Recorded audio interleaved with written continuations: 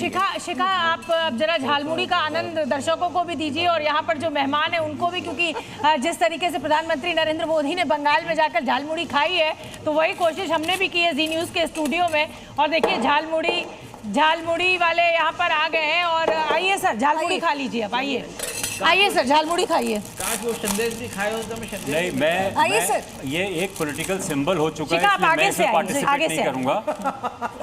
शोभना जी, खाने पीने की चीजों एक मिनट रुकिए। ये एक पॉलिटिकल सिंबल है, इसलिए मैं इसमें पार्टिसिपेट नहीं करूंगा क्योंकि मैं इंडिपेंडेंट जर्नलिस्ट हूँ। ठीक है, लेकिन आप कीजिए, आप पॉलिटिकल मत ढूंढिए। आप कीजिए ना यार, आप तो आपको तो झालमुड़ी खानी चाहिए, आपको तो पसंद आ रही है झालमुड़ी। मैं तो कह रहा हूँ ना, खाने पीने की चीजों में बीजेपी के लिए नीड ऑफ द आवर बन गए और यही वजह है इसमें नहीं जाना चाहिए। दूसरा जी, कल वो भाई कहीं कोई चाय पी रहा है, कहीं कोई पानी पी रहा है, कहीं कोई झालमुड़ी खा रहा है, हम उसको कैसे छोड़ सकते हैं? नहीं छोड़ सकते ना।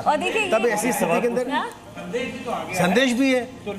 हाँ, तो फिर मतलब सब खाइए, लेकिन इसके झालमुड़ी के माध्यम से भी जो संदेश है वो भी आ चुका है। यही वजह कि स्टूडियो में आज इसे रखना जरूरी हो गया। लेकिन सर जब प्रधानमंत्री मोदी झालमुड़ी खाते खुरमा ये मीठा खा करिए मुंह, बिल्कुल मीठे से शुरुआत करिए। राजेश जी कराओ, राजीव मीठा खाएंगे। ये बीजेपी की तरफ से ये पॉलिटिकल सिंबलिज्म है। मैं पत्रकार के तौर पे शामिल नहीं हो सकता हूँ। किसी पार्टी राज भाई आज तो मीठा खाएंगे नहीं। जैसे मैं जय श्री राम का नारा नहीं लगा सकता, वो पॉलिटिकल नारा है। जय श्री राम पॉलिटिकल नारा है? यस। फिर तो जय श्री राम के साथ। लेकिन अकुश सर, जब प्रधानमंत्री मोदी पहुंचे हुए थे वहां पर और जब झालमुड़ी उन्होंने खाया, उसके बाद से लोग कयास लगाने लगे बॉडी लैंग्वेज को लेकर के। जब पीएम ने कहा कि भाई रिजल्ट वाले दिन जो है मैं आऊंगा, जिस दिन शपथ ग्रहण होगा मैं आऊंगा, ये झालमुड़ी का सिग्निफिकेंस क्या निकला, पॉलिटिकल सिग्निफिकेंस क्या निकला? आप झालमुड़ी जय श्री राम के साथ खिलाइए। बनते हैं जो वहाँ का खाद्य पदार्थ है, वहाँ पे रोजमर्रा के जीवन की चीज है। 10 रुपए और 20 रुपए देने का जो आदमी बना रहा था, बाद में इसको कहा गया कि वो पता नहीं कहाँ का आदमी, जबकि वो गरीब आदमी बेचारा। मुझे लगता है शिखा एक बार झालमुड़ी वाले से भी बात कर लीजिए, उसकी भी राय जान लीजिए कि भाई उसकी झालमुड़ी की सेल बढ़ी कि नहीं बढ़ी है। क्योंकि जिस तरीके से प्रधानमंत्री ने झालमुड़ी वैसे तो बहुत ही फेमस रहा है हमेशा से, और चना जोर गरम, मुझे लगता है बिहार बंगाल ये जो पूरा एरिया है वहाँ पे बड़ा चलता है। भीड़ बढ़ी है क्या भैया? बहुत बढ़ गई, बहुत बढ़ गई है। कितनी बढ़ गई? कम से कम पहले से 20% ज्यादा बढ़ गई। 20% ज्यादा कह रहे हैं। लेकिन महंगाई तो नहीं बढ़ा देंगे आप? नहीं, महंगाई कर देंगे? नहीं, रेट चार्ट वही है। रेट वही है। ये बताओ, यहाँ पे भी 10-20 रुपए मिलता है कि नहीं मिलता है? मिलता है सर। कितने में मिल जाता है? यहाँ मिनिमम 10 में मिल जाता है। अरे वाह, तब फिर कौन कह रहा है कि नहीं मिलता है?